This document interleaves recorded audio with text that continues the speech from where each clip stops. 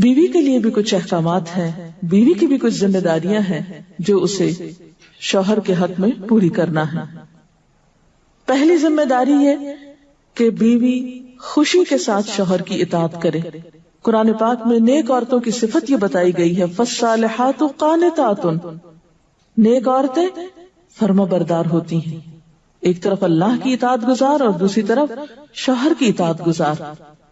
شوہر کی اطاعت کے بارے میں ایک حدیث میں آتا ہے، آپ صلی اللہ علیہ وسلم نے فرمایا، دو قسم کے لوگ ایسے ہیں کہ جن کی نمازیں ان کے سروں سے اوپر نہیں جاتی، ایک وہ غلام جو اپنے آقا سے بھاگ جائے جب تک کہ واپس نہ آئے، اور دوسرے وہ بیوی جو اپنے شوہر کی نافرمانی کرے جب تک کہ نافرمانی سے باز نہ آ جائے۔ یہاں تک حکم ہے کہ بیوی شوہر کے معاملے میں کسی دوسرے کی بات نہ مانے، یعنی شادی کے بعد ایک عورت جب شوہر کے گھر چلی جاتی ہے تو پھر شوہر کا حق سب سے بڑا ہو جاتا ہے۔ بعض اوقات ہمارے معاشرے میں ایک طرف شوہر کچھ کہتا ہے، دوسری طرف والدین کچھ کہتے ہیں، تیسری طرف کسی اور کا مشورہ کچھ ہوتا ہے، عورت بیچاری بیچ میں پس جاتی۔ ایسے موقع پر عورت کے لیے کیا لازم ہے، اس کی پرائرٹی کیا ہوگی کہ وہ اپنے شوہر کی بات مانے۔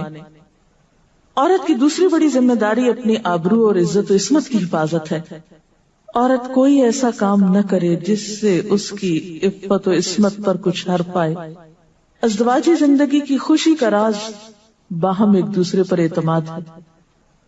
اگر کوئی بھی ایسا کام عورت کرتی ہے جس سے شوہر کے دل میں شک ہو جاتا ہے، اعتماد ختم ہو جاتا ہے، تو اس سے ازدواجی زندگی کی خوشیاں ختم ہو جاتی ہیں۔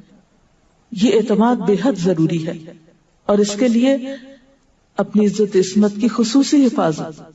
نبی صلی اللہ علیہ وسلم نے فرمایا، عورت جب 5 وقت کی نماز پڑھے، اپنی آبرو کی حفاظت کرے، اپنے شوہر کی فرما بردار رہے، تو وہ جنت کے جس دروازے سے چاہے داخل ہو جائے۔ اسی لیے شوہر کی اجازت اور مرضی کے بغیر گھر سے بھی نہیں نکلنا چاہیے۔ حضرت معاذ بن جبل کہتے ہیں کہ نبی صلی اللہ علیہ وسلم نے فرمایا، خدا پر ایمان رکھنے والی عورت کے لیے جائز نہیں کہ وہ اپنے شوہر کے گھر میں کسی ایسے کو آنے دے جس کا آنا شوہر کو پسند نہ ہو، اور وہ ایسی صورت میں گھر سے نکلے جب اس کا نکلنا شوہر کو پسند نہ ہو۔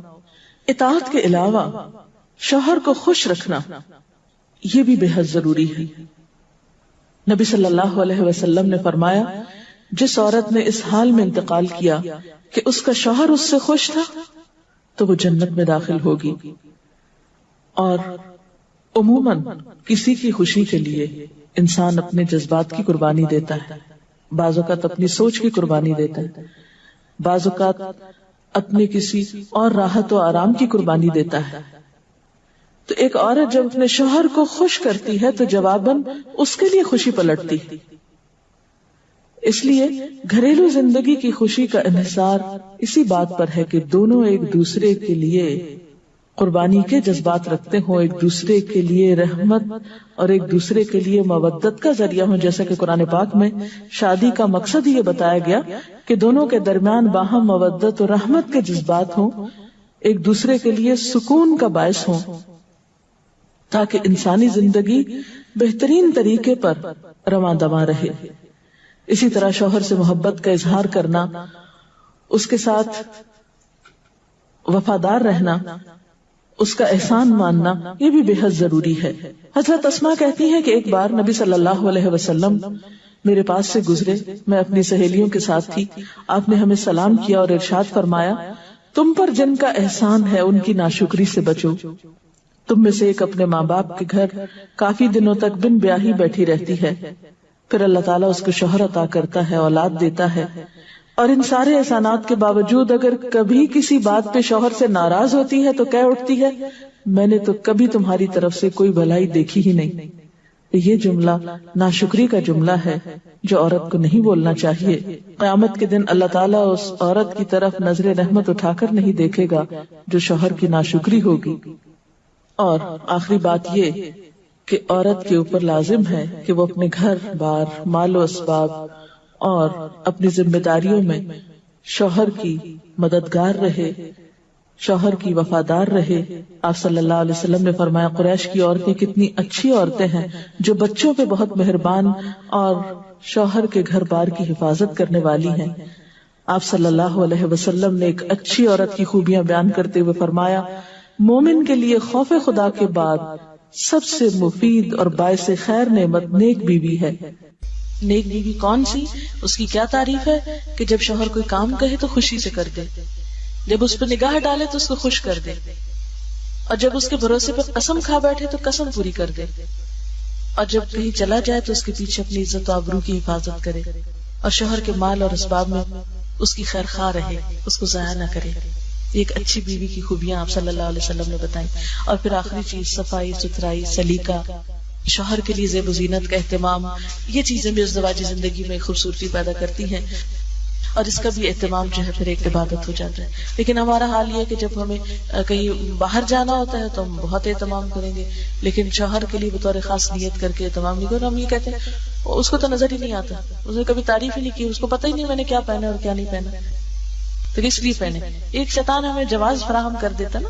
حالانکہ ہر کوئی ڈسکرپٹیو نہیں ہوتا. جس طرح بعض اوقات ہم خواتین بہت ڈسکرپٹیو ہوتی ہے، اس نے یہ پہنا، اس کا یہ اینگل تھا، یہ ایسا تھا ویسا تھا. شوہروں مردوں کی اس طرح کی نظر نہیں ہوتی. پھر ہم ان سے وہ ایکسپیکٹ کرتے ہیں جو ہم خود کر رہے ہوتے ہیں یا خود چاہتے ہیں، وہ اس میں پورے نہیں اترتے تو ہمارے اسٹینڈرڈ سے گر جاتے ہیں. تو اس سے یہ ہے کہ ان کی اور بھلائیاں یاد رکھ کے اگر اس طرح کی کوئی کمی کوتاہی ہو جائے تو اسے اگنور کر دینا چاہیے، اور ان کے لیے بھی بطور خاص اہتمام کرنا چاہیے. اور دیکھیے کہ مثلا اس جگہ پر ہم بیٹھے ہوئے ہیں، اس جگہ کو خوشگوار بہت سی چیزوں نے ملا کے بنایا. سب لوگوں کا اکٹھا ہونا ایک خوشی کا باعث ہے. یہ پھول رکھے ہوئے، یہ روشنی ہے. اب ہم ایک ایک چیز گن تو نہیں سکتے، لیکن اوور آل ہر چیز کا اپنا ایک ایفیکٹ ہے، اور ہر چیز کا اپنا ایک اثر ہے.